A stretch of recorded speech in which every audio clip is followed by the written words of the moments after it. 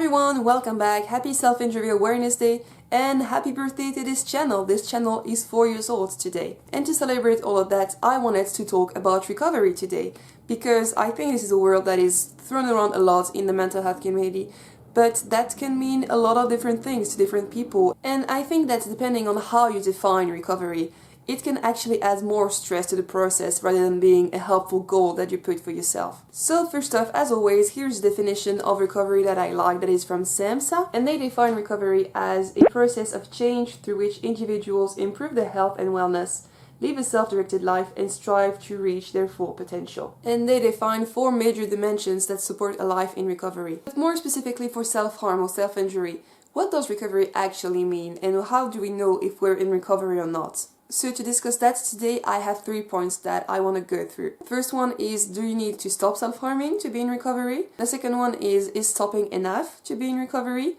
And the third one is it a goal or is it a process? So let's start with the first point. Does recovery mean stopping self-harm?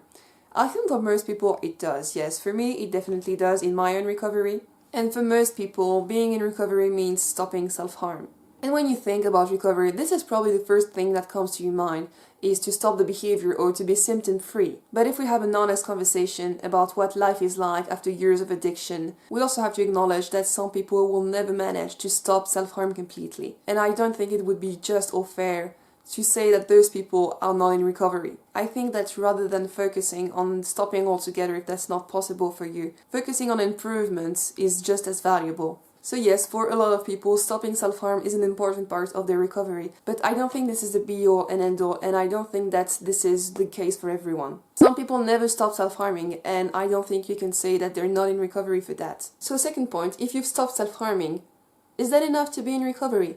And again, I would say no. Not in every case, at least. Because let's imagine the situation of someone who has completely stopped self-harming. They haven't self-harmed in something like 20 years. But when they stopped self-harming, they quit their job, they got divorced, and they started having a crack addiction instead. Can we say that those people are really doing better? A transfer in behavior is something that happens a lot with people that have multiple addictions or multiple diagnoses. When one aspect is doing better, another one is doing worse. And of course, as great as stopping self-harm is, if that's all you're doing and you're not working on why you were self-harming, what brought you there, what are other factors in your life, in your social life, in your health, in your work, in all your environments that are causing you to feel distress and are worsening your mental health, I think you're really missing a key component of recovery. I don't think that stopping self-harm is enough. If you just focus on that, you're really missing a bigger picture of, are you really doing better right now? Mental health is complex, and sometimes just addressing the symptom without addressing the root cause, so to say, is not enough. And I don't think recovery is just about being symptom-free without addressing the root cause of what brought you here.